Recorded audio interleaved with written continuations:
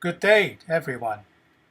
I just created this Micropython driven automobile that can auto drive, and also using remote control you can control the two wheel of the robot to run on the ground. Let me show you how it works. You can make one yourself using very cheap electronics. The program is written using Micropython, which is easy to learn and easy to fix. Stay with me on this video and I'll show you how I can make it and how the program works. If you like my video, please click like, subscribe, and send to your friends to watch too. Thank you. The robot is driven by a motor power controller, and the brain is the ESP8266 running a Micropython program. On the neck is connected to a servo motor which turns its head from left to right, and a ultrasonic sensor to sense the distance from the nearest obstacles. Remote control, the ESP8266, is the web server.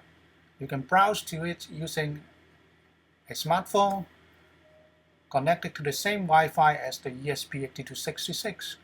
Then you can easily turn the wheels to left, right, forward, backward, slow down the speed, make it faster, or even turn into the automobile mode, where it will auto-run without your control. Let me show you how this works. This is forward, backward, turning to the left, it's like a cruise, turning to the right, spinning the left direction, and spinning the right direction. To make this, you need to get some essential parts, which is the ESP8266, basically, and the battery holder, breadboard, and some wires. So you can get all of this for the online shops.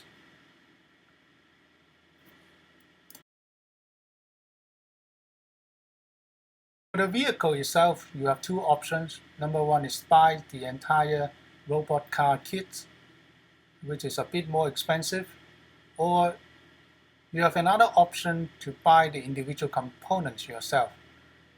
Although it may be a little bit cheaper, but if you add all the individual shipping costs, which is duplicated for each module you buy unless you get it from the same shop, end up the cost will be similar. So I strongly advise you just to buy the kits. The two-wheel drive car itself is easy to set up.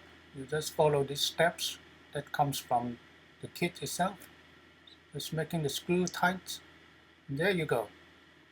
For the connections, I have listed out the pin layout. We use the 298N motor module. There are 4 pins to connect to two motors. IN1 connect to the positive side of the motor. IN2 connect to the negative terminal of the motor. Same for IN3 and IN4, they connect to the other motor. One on the left, one on the right. The VCC is to connect to an external battery. We use two 18650 lithium battery that is rechargeable and a total voltage of 7.4 volts. It's important that the VCC must be at least 7 volts or above, otherwise it will not work. The onboard voltage regulator will convert 7.4 volts into 5 volts, which can be used to drive the ESP8266 plus all the modules connected to it. Of course, you need to connect the ground to the ESP8266 as well, and a power switch, so you can turn off the motor anytime.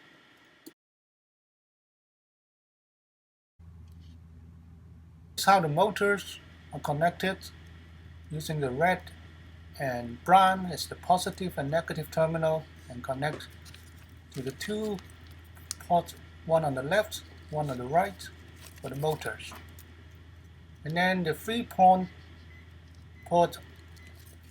at the bottom there The left one, the white wire now I'm holding, connect to a power switch, and then connect to the lithium battery, the external lithium battery. So you can turn on and turn off.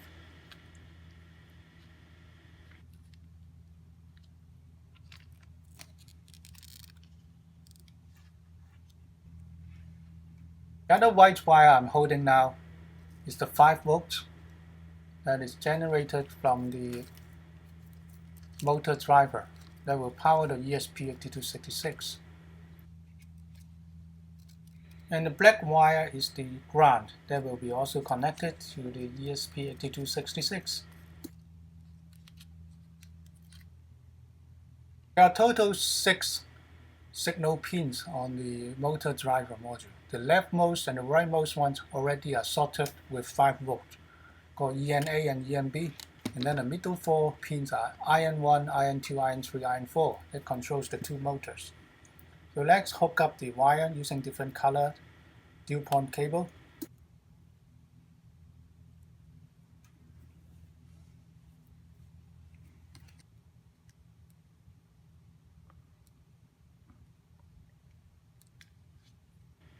Mark down the color of the different wires that are connected to IN1 to IN4.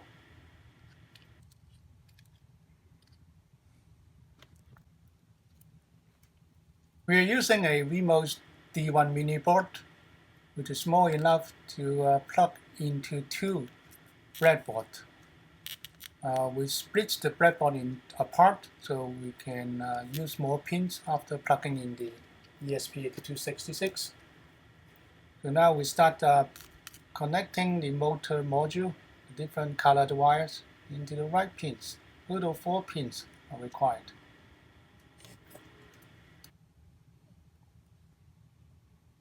IN1 goes to D5, IN2 goes to D6, IN3 goes to D1, and IN4 goes to D2.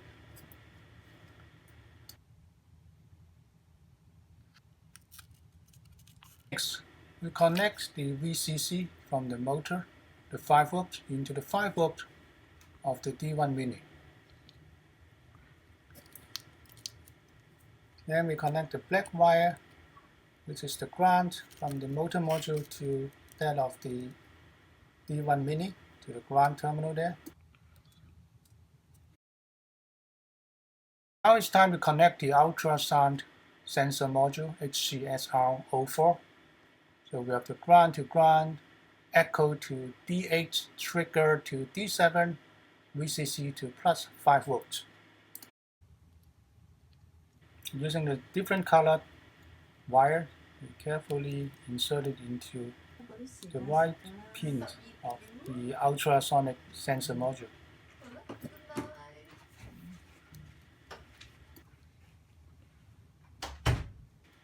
And connect the other end to the D1 mini.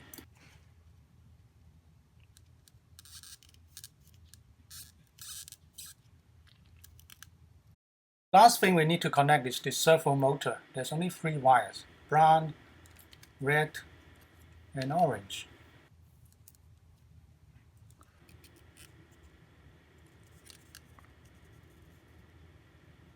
Brown connects to the ground, red connects to 5 volts, and orange connects to D4.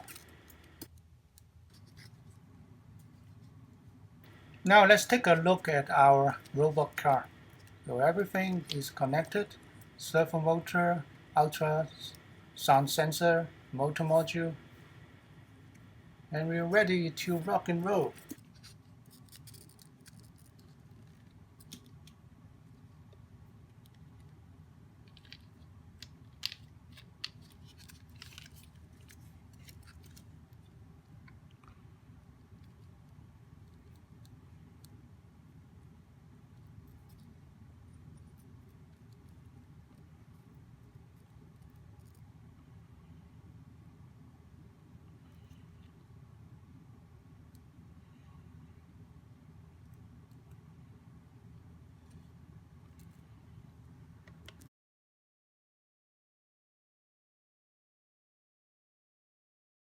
To set up the software, first browse to my GitHub. You'll find the link in my description. And then click Clone and Download to download the software.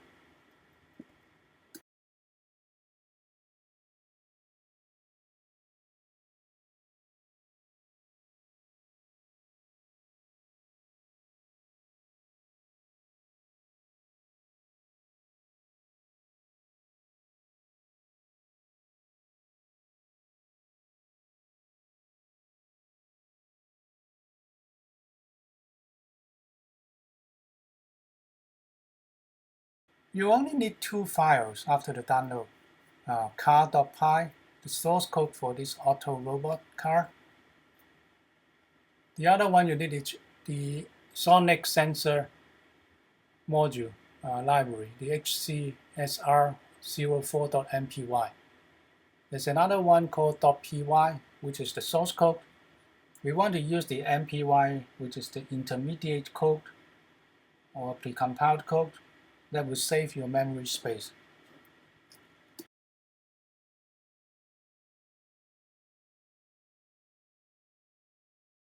Let's connect a good quality USB cable, USB micro cable, into the D1 Mini.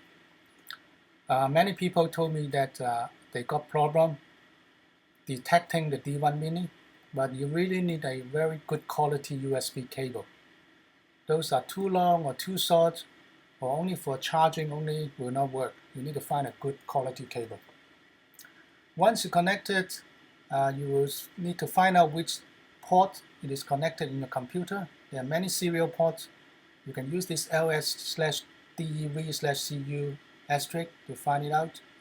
Usually the same connection will trigger two ports, one shorter, one longer. Choose the longer one that says WC H USB serial 1440. Depending on the chipset you use, you may have an altogether different name for the serial ports. Just choose the one that works. If it is first time you're using Micropython on ESP8266, I recommend you to watch a video to understand how to set up Micropython on your computer and ESP8266 and how to install some of the Python tools that you will need to do all these commands that I'm typing now. We'll run the command R shell to connect to the Micropython, and then you will see the green prompt. As long as you see the green prompt, it means you are within R shell. R shell is a good command to interact with your Micropython device. So these are all the commands you can use within R shell. By typing help command, you'll get a list of it. Now we only need the cp command to copy our source code into the Micropython's internal drive. So we use this command /pyboard means the directory maps to the Micropython's internal drive. It will take a while because it's sending through the USB port. Then the next file we need to copy is the ultrasonic sensors library. Remember to copy the file with the extension .mpy instead of .py to save memory.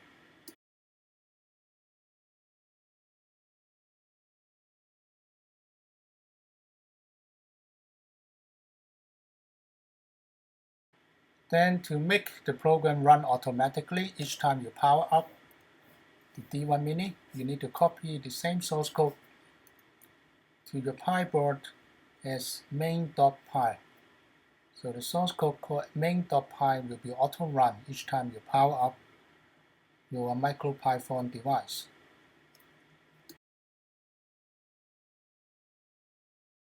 Just booted up on my Note D1 Mini, and it's running the program because I set up the wrong Wi-Fi SSID deliberately. I'm testing that it will fall back to the auto mode. You see it's trying to do the auto mode, sensing the distance, turning its head. You see which direction is the way to go.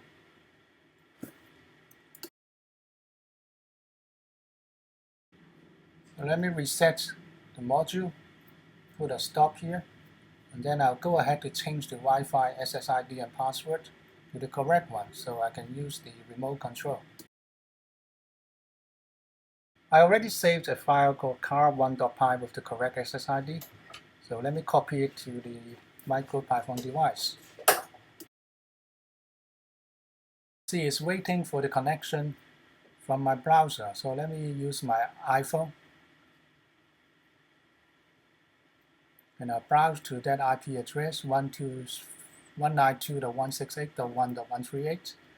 So your setup may be different because the IP address is auto-assigned by your router. So just look at your debug console to know the IP address to use. So once connected, we can try all the buttons like forward, stop, turn left, stop, turn right, stop, left spin, right spin, and back. And we can also set the speed to the fastest. Previously we are running on the medium speed when it starts up. Now we make it faster and then slower in that order. Finally, let me click the auto button to turn on the auto mode and put it on the ground to let it run.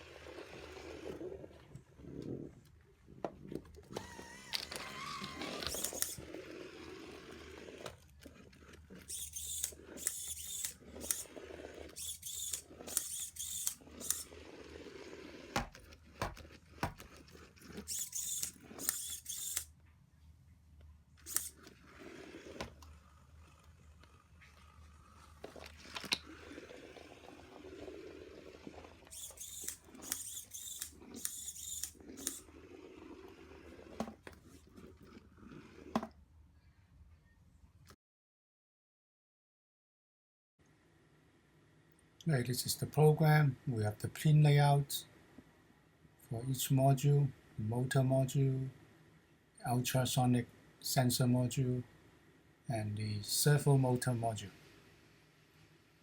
This is a Micropython program, so we import all the library that we need to use, including this ultrasonic sensor library. Then you need to change these two strings into your home Wi-Fi's SSID and your home Wi-Fi's password. Just change it to something new that matches your home Wi-Fi setup. I'll just put in an example here. Okay. This is the part that calls up the ultrasonic sensor and create an object called sensor. And this is the part about the servo motor. Servo motor is driven by the pulse wave modulation pulse. Depending on the duty cycle of the pulse, it will either make your servo turn right, go back to center, or turn left. So you need to test these numbers according to the servo motor you have. Some servo motors can turn only 180 degrees, some can turn 360 degrees, so this number will be different.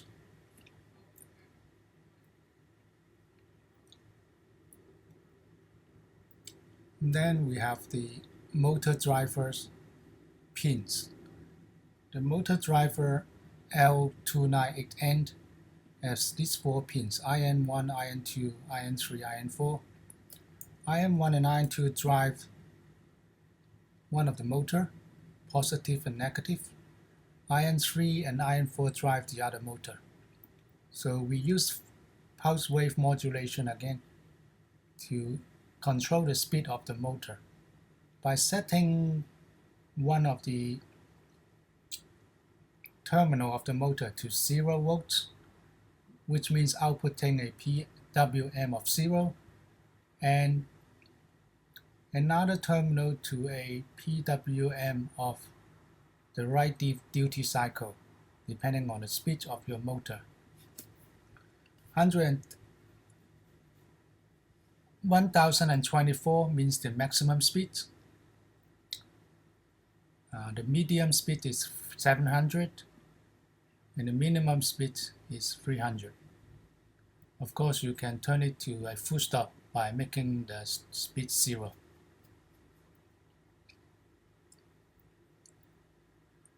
Then we have a variable to control whether we will use the auto drive feature. The program allows you to auto drive by sensing whether there's obstacle and determine where to go, or it will default to remote control through a Wi-Fi web server. As you've seen, the remote control is based on the Wi-Fi web server. You use an iPhone or Android to browse to that web server, then you can click the right button to turn the car to the direction you need.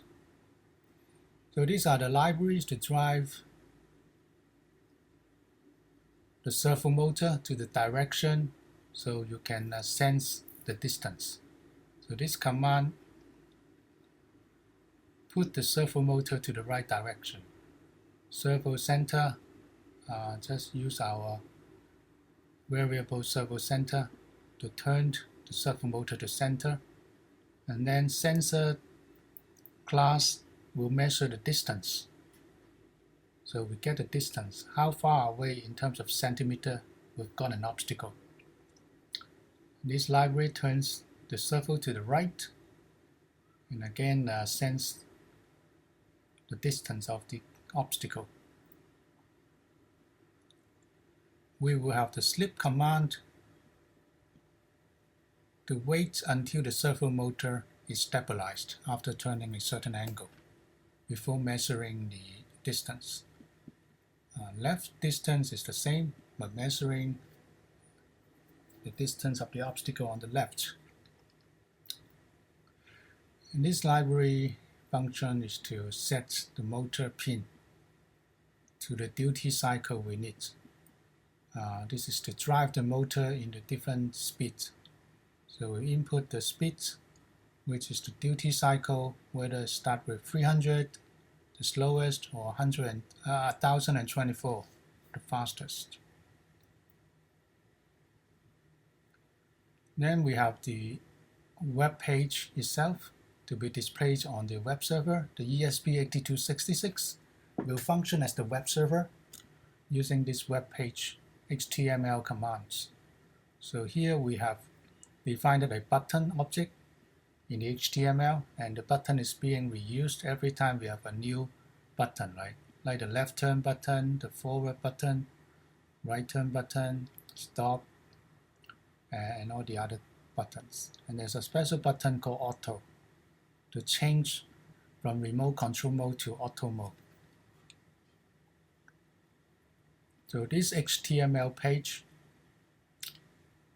will become a variable called HTML that will be used by the subsequent program. Here are the functions for the different action of the motor. Stop means full stop, the car will not go on. So we output the pulse wave modulation value of 0 to all the 4 pins in the motor driver to make a full stop. There's an optional variable.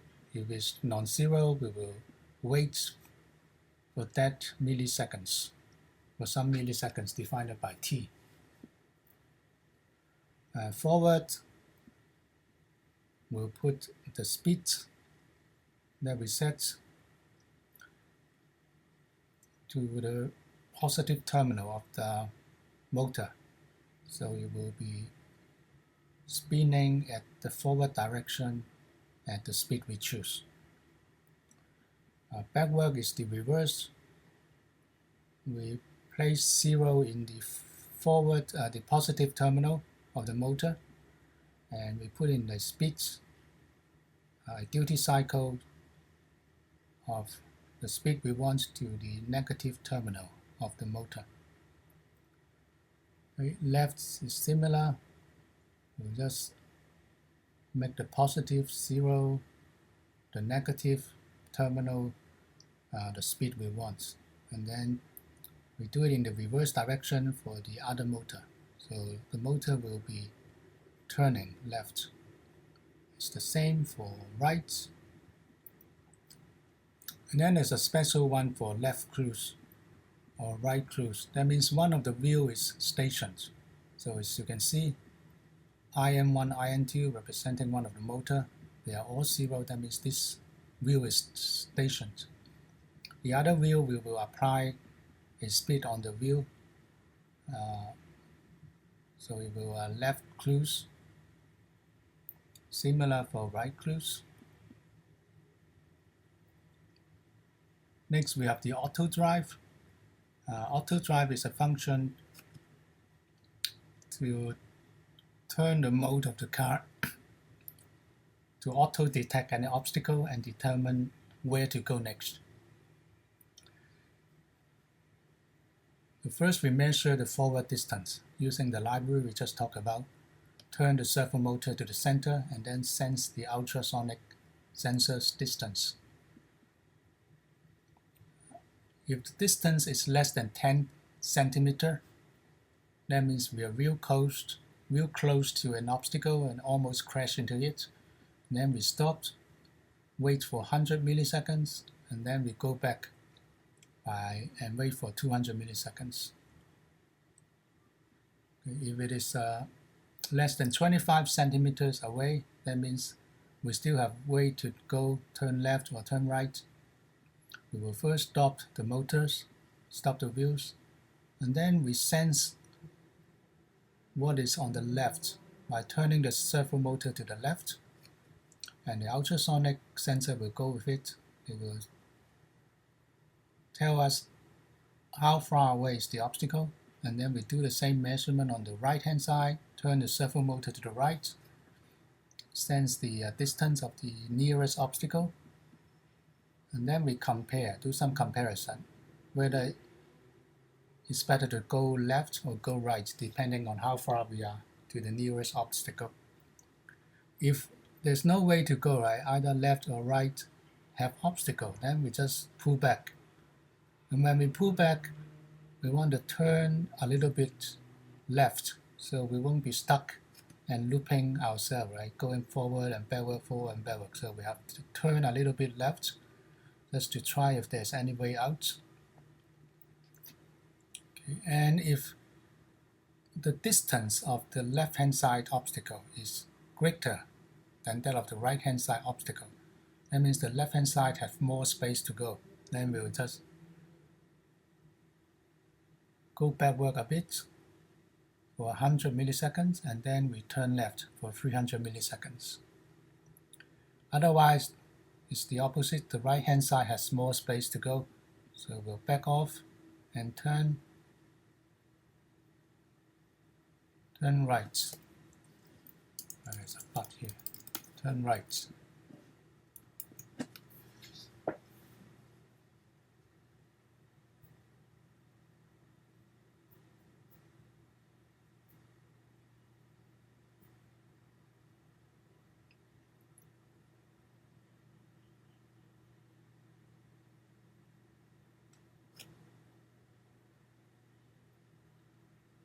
Okay. Then we have the remote control function.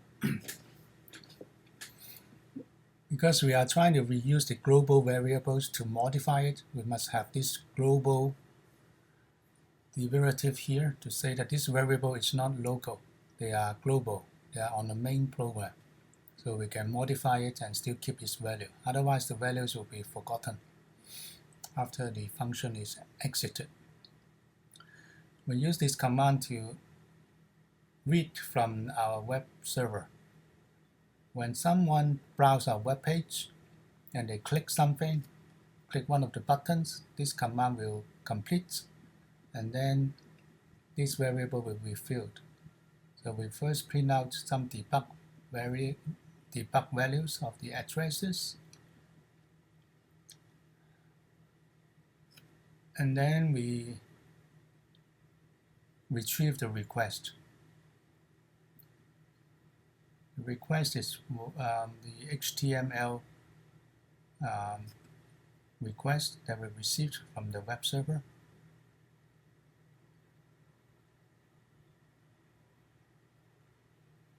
And then we print out some debug value, and then we start testing each button. So the request will come back with a text like that, depending on which button has been pressed on the remote control web page. And we test one by one and do the right action. Action 1, 2, 3, 4, 5, 6. Right?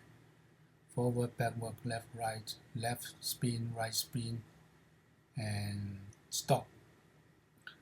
And then we keep track of this action in this variable first before we really turn the wheels. And then we detect this button for increasing the speed, slowing down, or using medium speed.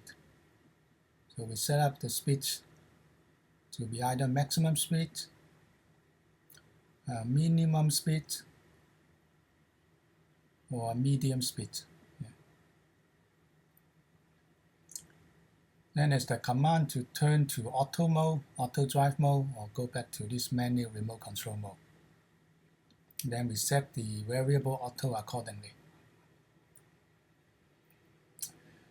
So after determining which action has been taken, we take the right action on the wheels. If action is 0, we will stop the wheel. Action is 1, we will turn both wheels forward, go back, go left, go right, things like that. Yeah.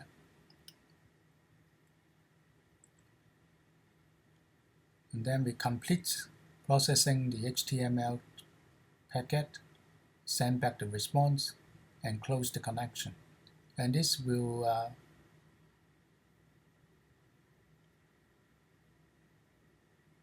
be done each time this function is called. Okay, now we have our main program.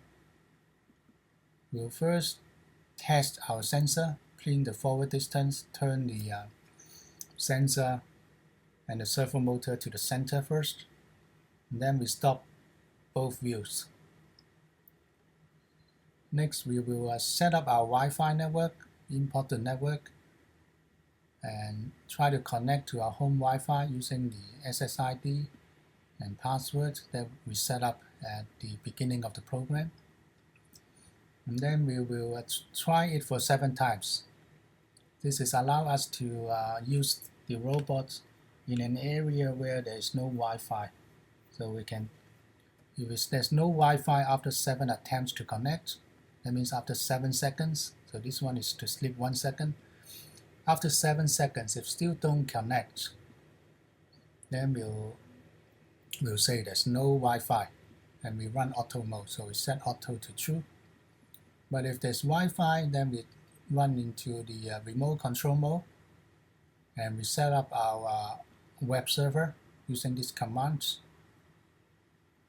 and start the remote control. So this is the loop of the main program.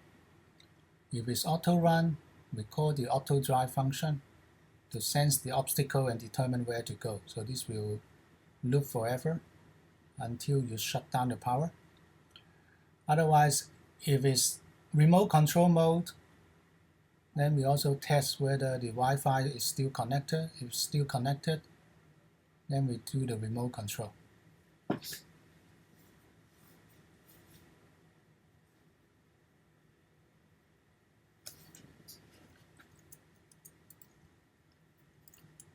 I think we should add, otherwise we will do the auto drive.